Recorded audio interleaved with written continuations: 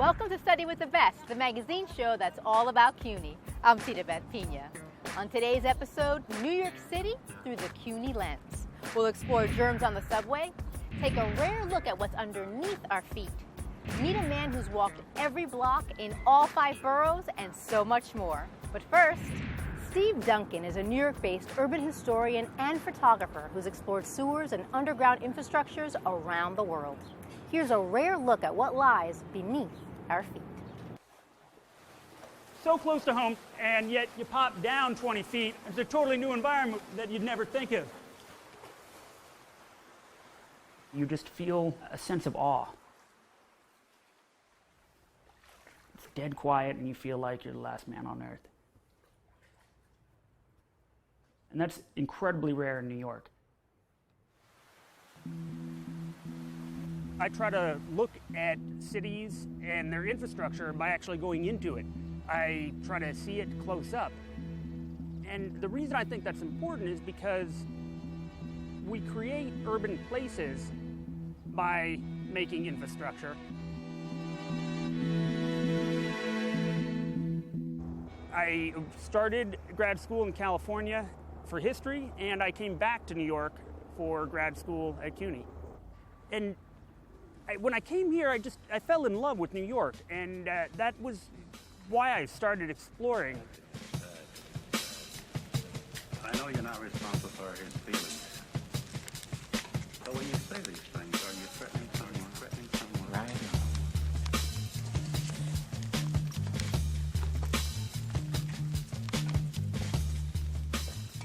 At first, I was treating it very much like archaeology, where I was trying to find places where the past was preserved more clearly as a time capsule. Nice. This first municipal rapid transit railroad of the city of New York, suggested by the Chamber of Commerce, authorized by the state, constructed by the city. I do kind of wish they made more subway stations like this. Part of what's so pretty about it, though, is this design that just really doesn't work for modern trains. This is a beautiful curve, but since the 1950s, the train cars themselves have been longer, so it's really hard for them to go around such a tight curve. I began to look at the city in a whole new way, and I realized that when I looked at an old map and I saw historic streams running through the city, or what would become the city, when I looked at an old map from 300 years ago and I saw those historic streams, they hadn't disappeared. They had been reshaped over time, but those flows of water were still in some way flowing through the city today. And if I could understand that, I could understand more about how the city works today. This is the water from the natural stream. It's clearly pre-urban New York. It's the natural landscape forcing its way through. The work that I do these days combines the historic preservation approaches and infrastructure analysis, mostly around historic streams and sewers. I call myself a sewer historian. The Minetta Brook flowed through Greenwich Village back when Greenwich Village was a separate village from New York. It was a farming community way north of what was then New York, which was at the very bottom edge of Manhattan Island. And back then, up until about the mid-19th century, the Minetta Brook was above ground, and it flowed right through this intersection at 5th Avenue and 12th Street. The Minetta Brook actually started from 2 separate streams, and so this was the eastern branch flowing through, and then flowed underneath the site of what's now the First Presbyterian Church. Now, the First Presbyterian Church was built in the 1860s. So right around the 1860s was when the Minetta Brook disappeared from the surface of the city. I've talked to the archivist here at First Presbyterian Church, and he tells me that still, when it rains heavily, the basement underneath the corner where the Minetta Brook once flowed will flood. So that is the Minetta Brook poking its head up again. Let's walk over towards 6th Avenue, follow that flow of water. There's an above ground clue here that I really particularly like because it's really different from most of the things that I look at.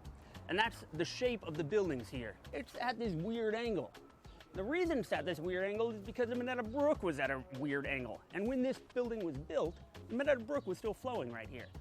Being good New Yorkers, they wanted to make the most profit they could, build as much as they could on that lot.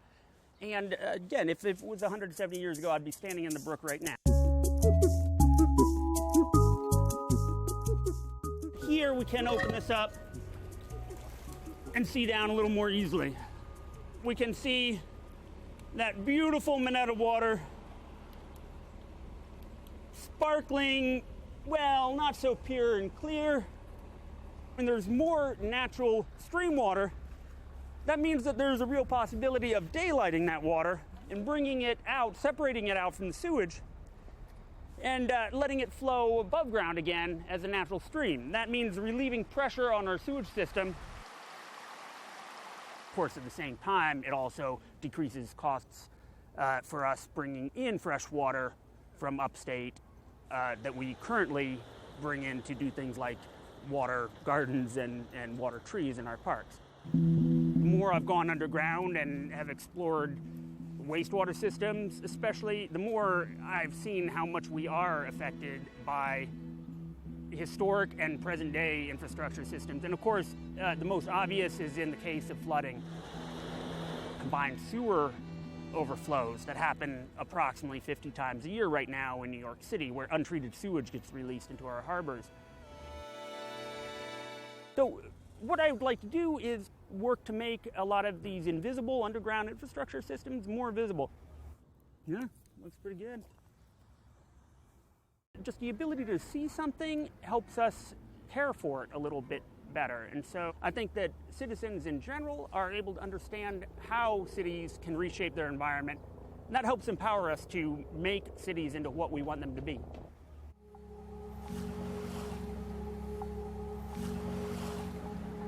When you're in the dark, you got this blank canvas to play with.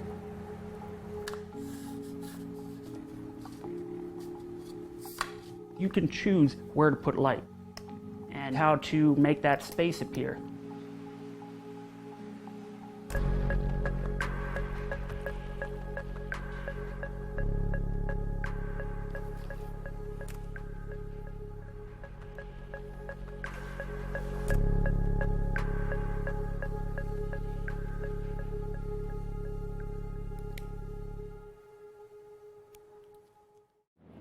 They say you can't really know a person until you walk a mile in their shoes. How about 6,000 miles? Here's Barry Mitchell. William Helmreich is the one-man Lewis and Clark of the 5 boroughs.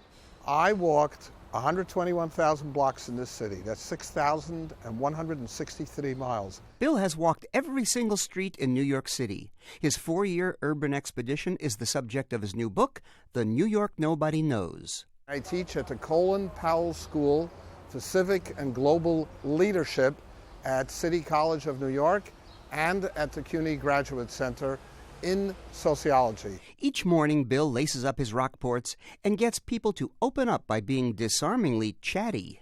I just say, what's that horse doing in that guy's backyard? Or, is this neighborhood dangerous? Can I get a good apartment here for my son? In other words, I just start talking to the people. You're from Midwood, right? Yeah. What are you doing here? You're in Gowanus. You're out of your territory. Yeah, I actually have a real estate job at Urban Realty, and during the year I go to Brooklyn College. I walked into some Bloods in front of a housing project in the Bronx, and I said, hey guys, where can I get one of those red jackets? They looked at me like I was crazy, and he says, well, that would depend on who you are. I said, I ain't no crip. I'm not asking you that for that reason. I said, I just want to know. They look nice. They said, well, you come back and talk to us sometime. We'll help you out. In Gowanus, Brooklyn, Bill happened upon a building that seemed curiously out of place. I was walking down here from 4th to 3rd Avenue on 8th Street, and I saw this P. DeRosa 180.5 grocery. And I could not understand what it was doing here because it clearly didn't look functional, and it was on a street that was entirely residential. So what do you think of that? I came down this block, what was it, like 3 weeks ago, and the guy was standing out there who was the grandson. And I told him, that's a grocery store? He says, yeah, many years ago when my grandfather had it. It was once a street that had businesses, and these people came over here 100 years ago from Naples. His wife came over from Sicily, and this store was the man's dream as an immigrant. When he died, his children wanted to keep it there. They wanted to make sure that it stayed that way. Now, I was inside that house, and they have a living room there, and they got books there, and they got a TV and everything else. No groceries. Every Christmas and Easter, they light up the neon signs of Schaefer and Rheingold beer to commemorate the struggles that the grandparents had. I saw this as a remarkable example of filial piety, something that today's generation might not understand. Today's generation is much more techie, much more involved in the present. And this neighborhood, like so many other neighborhoods in New York City, is becoming gentrified. And all sorts of young people are moving here who do not have the collective memory of immigration. Barry, we're on 85th Street between 20th and 21st Avenue in Bensonhurst, Brooklyn. And I just want to introduce you to a fascinating place that I would never have found had I not walked every block in Bensonhurst.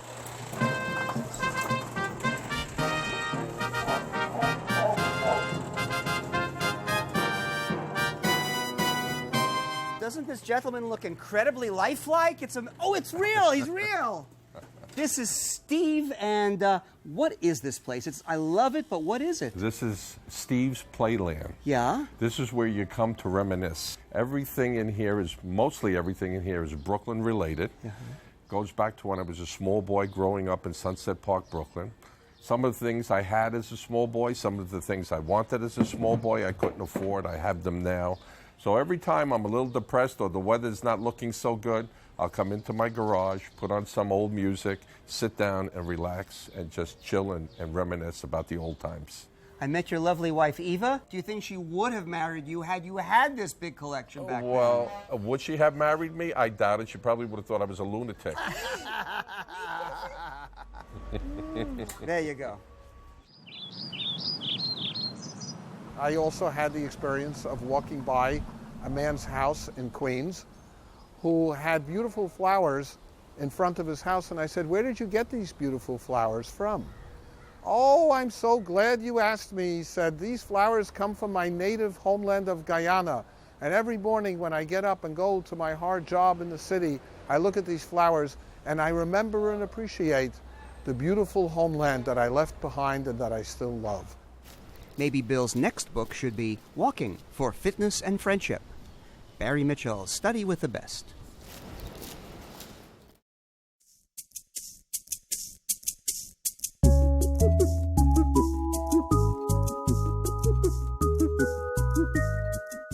Urban sociologist Sharon Zukin has been studying cities for 30 years. Up next, she explains how gentrification is affecting local businesses and cultural identity in two important New York City neighborhoods.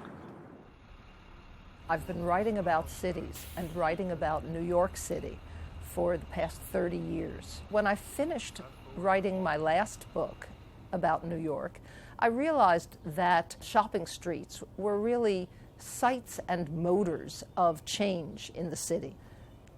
This was a very big project that has generated a book on local shopping streets in 6 global cities around the world. We had 2 cities in North America, 2 in Europe, and 2 in East Asia. We used these 2 streets in each city to make a picture of how the city itself has changed. Orchard Street and Fulton Street, our 2 research sites in New York, represent how areas that for years were stigmatized as ghettos have been transformed by new people and new investment. We conducted formal interviews with more than 20 business owners on Orchard Street and more than 20 on Fulton Street. I came here in Orchard Street on 2000, about 14 years ago I came here. And I opened 1 store, and within 5 years I have 3 stores and 7 people work for me, 7. But last 4, 5, 6 years, Orchard Street's change. Bar, restaurant, galleries, they moved here, and our landlord, they asking too much rent. So I keep closing my stores, and this is my last store. As one neighborhood after another becomes more upscale, as the rents rise, it becomes really difficult to think about where immigrants will take that first step into the city's economy. My family tells me that local shops have become my obsession. I cannot walk on a street without asking what businesses were here before, who is shopping here now. On the one hand, they are sites of economic exchange and investment. On the other hand, local shopping streets are places of cultural exchange, where people often encounter others, strangers from far away regions of the world for the first time. And here there's a row of African-owned businesses. This bakery was a real mainstay of the neighborhood. He had a bench outside where people used to sit. Everybody's aware of what we call gentrification. Indeed, yeah. Some of the tactics used, and it starts at some of these bedrock businesses. That's right. If you can't just buy the business outright, then you can do things bureaucratically to undermine the survival of the business. Yes. Gentrification has taken different forms and different stages. It starts out as a social class issue because more affluent people move into a neighborhood of the city. And often it takes an ethnic or a racial dimension for people who have not been welcome in other neighborhoods of the city. And I'm thinking now in the U.S. of African Americans. The street, which has been theirs for so long, now is challenged. The street is now diverse. And while that may be a welcome social goal, it's very troubling for people who have found a sense of home, of unquestioning acceptance on this street for a long time. The mosque across the street is a big presence in this community. In the late 1980s, men from the mosque formed a public safety committee and operated a campaign of 40 days and 40 nights when they ran drug dealers out of this immediate neighborhood. This area began to bloom as an area for Muslim business owners connected to the mosque. And they really made a core of new investment. We opened here on Orchard Street in 2009. Most of our customers don't live in the neighborhood, I would say. A lot of them come from, the West Village, or they come from Chelsea, or they come from Uptown.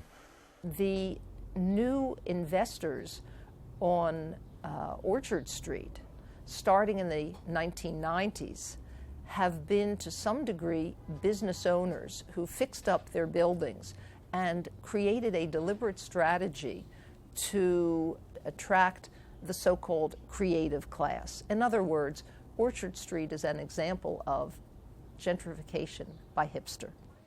The more I see every kind of storefront being taken over by a restaurant or a cafe or a personal service, the more I wonder, what kind of city are we building in New York?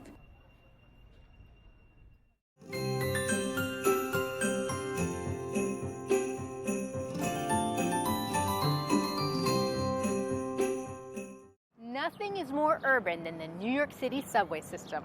A research group spent 2 years in the system, putting nylon swabs to everything in sight.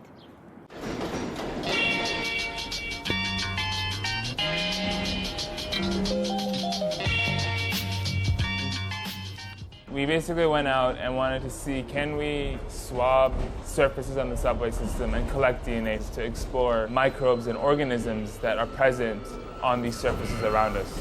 We basically went out and took out nylon swabs like these, and we would swab turnstiles, stairwell railings, benches, and garbage cans. And then we would also take a swab from inside the train. So we would do the seats, we would do the poles, we would do the doors, and recently we also added swabbing the floors. In total, we got 466 of the MTA's 468 stations. We also got every single subway line inside the trains. As we would go down to the subway system and collect samples, we would use an app that basically would geotag the sample based off the GPS location and upload it to this map. All these dots that you see are the sample points that we had collected. So these are all stations across the system. And so you could see here, for example, the stations on the R line or the N and Q line and going to Brooklyn. Here was a sample ID. The line is associated with, in this case, we swabbed a bench, which was a wooden bench. And then you could look at the breakdown of all the hits.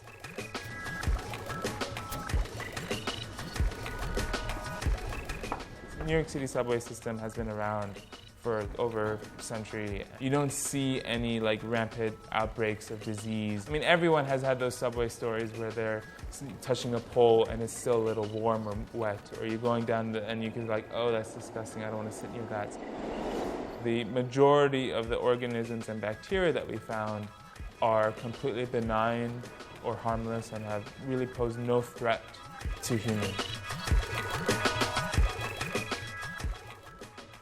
For me, it's kind of just been empowering and exciting to explore this world and really for the first time ever know what's on these surfaces. It's really discovering and exploring this world that's unseen to us around us.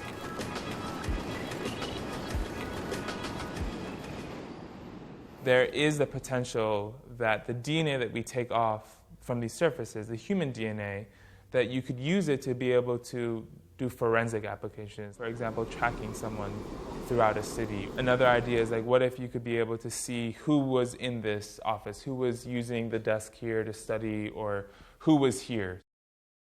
Dr. Christopher Mason is a geneticist at Weill Cornell Medical College, and he really is the principal investigator and study lead. I got to work in his lab when this whole project started, and since the summer of 2013, I've been coordinating and leading the project on his behalf. What's really amazing about the project is that it is very volunteer and student-driven. It's really composed of graduate students, of undergrads, of high school students throughout the summers.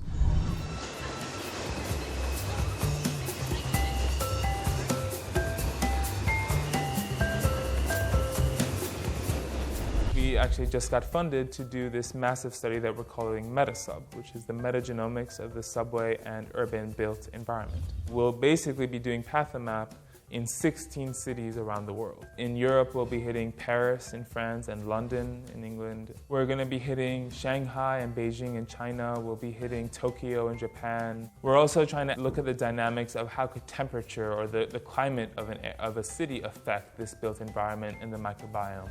We're going to be doing Mexico City, as well as Sao Paulo in Brazil. This study already kind of shifted the field in the sense that there's never been a city-scale metagenomic profile ever done before, especially one that's been surface-based. There's been a lot of work looking into air, but never at a surface-based.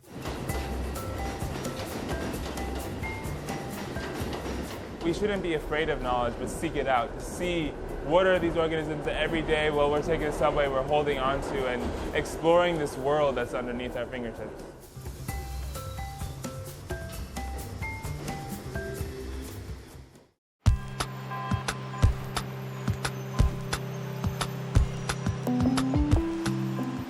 The Research Foundation of CUNY wants to build a rooftop area for its tenants. So it created a competition for the students of the Spitzer School of Architecture to develop proposals for the space, which ended up becoming part of its class curriculum. You may not be able to tell from the mess that you see here right now, but this is terrific space that really isn't being used for anything.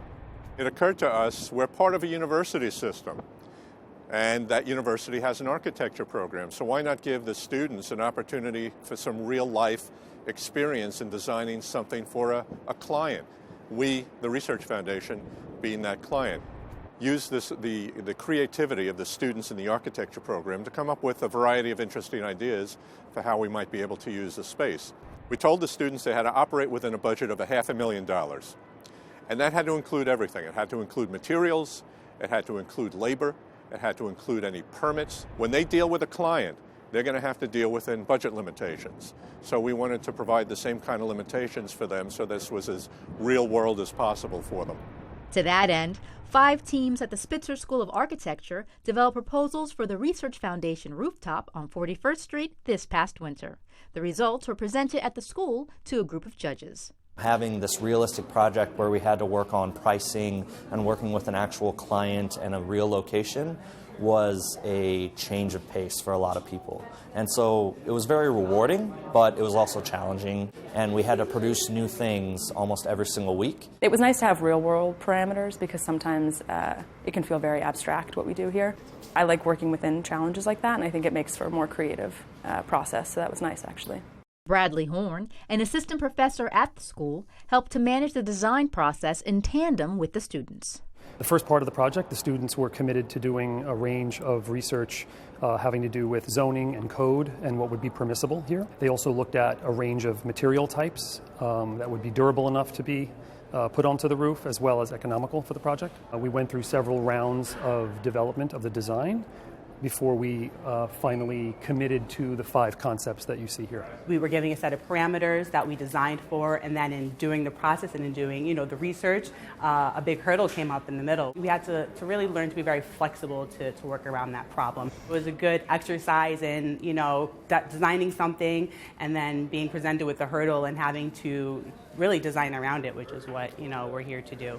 It was an interesting experience for most of us in the class actually having to deal with serious questions of how much is this going to weigh, how much is it going to cost, and what are our limits. For a lot of the groups, you kind of hit certain walls.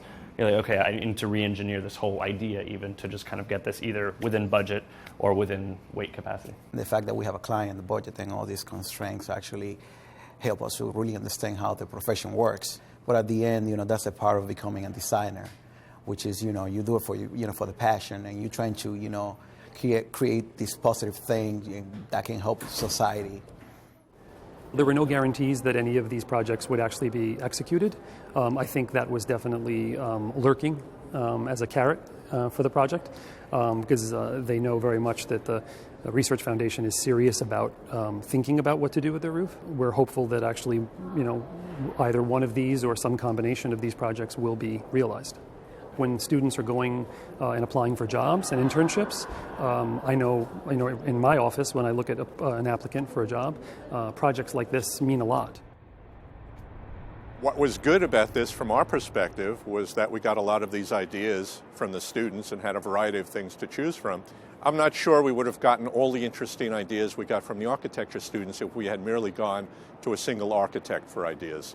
What was good from the students' perspective, I think, is that in addition to getting some real-world experience dealing with us as a client, is the program actually built this into the curriculum for the spring semester. So all of the students actually worked on this as a classroom project. We're trying to graduate a well-rounded student who's capable of taking something like this on, but also who can dream a little bit without the strict confines of a realistic project. It was really challenging, but it was great to do. It was one of my first real design projects since I don't have an architecture background, so it was interesting. I am happy with our final project. With any project that you do in architecture, there's always things that you look at after the fact that, I could have done a little more here, I could have done a little more there, but at some point you have to know when to call it quits, and it was overall a great experience. That's our show for today. For more information on what you just saw, log on to our website at cuny.tv or check out our Study with the Best Facebook page. Thanks for watching. See you next time.